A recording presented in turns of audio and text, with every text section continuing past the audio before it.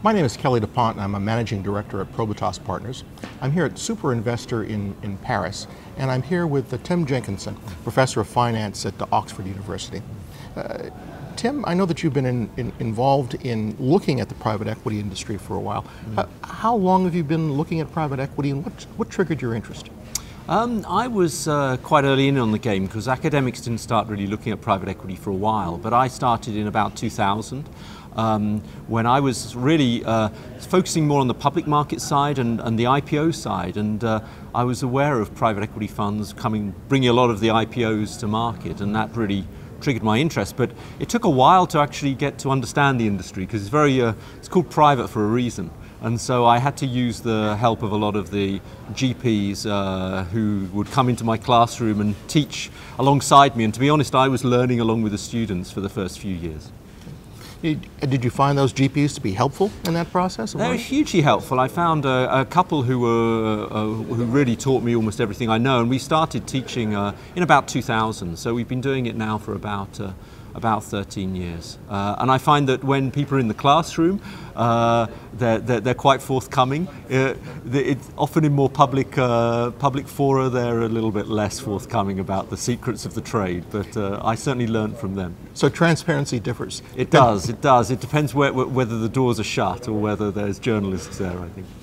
Well, in a lot of the academic research that I've read, I know that there's different opinions on how attractive private equity is, especially when you're looking at private equity after fees and carry and what those returns really mean to investors. But what does your research show about the attractiveness of private equity?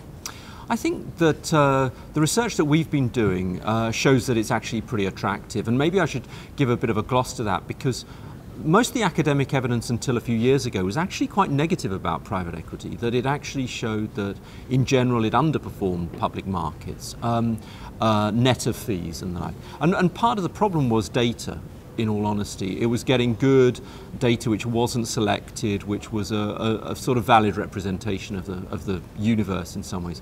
And I think we were lucky insofar as we managed to find a source of data which came 100% from investors and was all the funds that they invested in, and we got data for about 200 large investors, about $1 trillion worth of funds. And when we looked at that data, and we had all the cash flows in and out, so it wasn't self-reported returns, we found that on average private equity outperformed public markets by about 3 to 4 percentage points per annum. And so over the life of the fund, 20–25% over the life of a fund. And so that was net of fees. And so that's much more positive, I think, than previous people had found. Okay.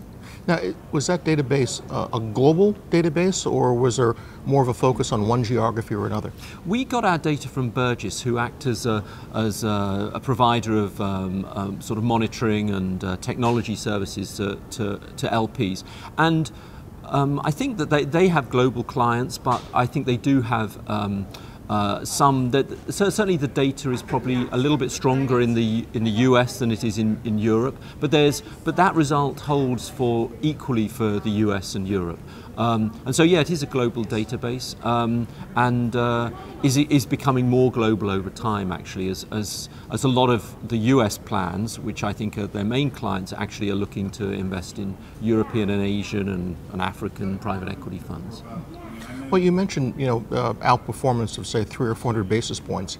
I know within the private equity industry, we often are focused on top quartile returns as opposed to median returns. So was that 300 or 400 basis points over the median or top quartile? Or? That's the average. Okay. That's the average. And that was the surprising thing, because I think a lot of people believe that you should only invest in private equity if you can get into the top quartile funds. Right. Actually, our results don't show that. Our results show that, in a sense, if you took the dartboard approach and just threw arrows at the dartboard, that's what you would have got.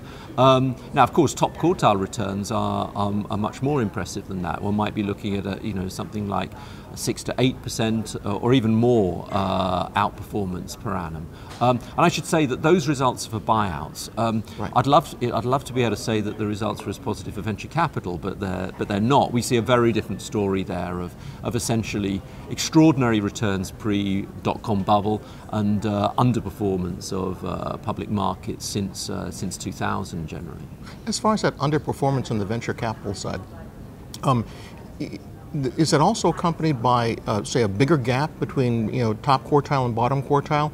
Is there some evidence that some of the very top managers are still performing, or is that a myth? I come from San Francisco in the Silicon Valley, so that's something we always talk about. No, I mean, on the issue of persistence in general, so whether the top quartile performance repeats, the interesting thing that we've done in some very recent research, which I'll be talking about here, is that we find that at the buyout side, there was persistence in the early years, that GPs were tending to produce good returns persistently across their funds up until about the year 2000, and since then we see it disappearing. But it's the opposite in VC. VC, the probability of being a repeating top quartile performance is close to 50% is what we find, and it still is. Okay. So what we find is actually that the return distribution, the sort of spread of returns has actually been shrinking.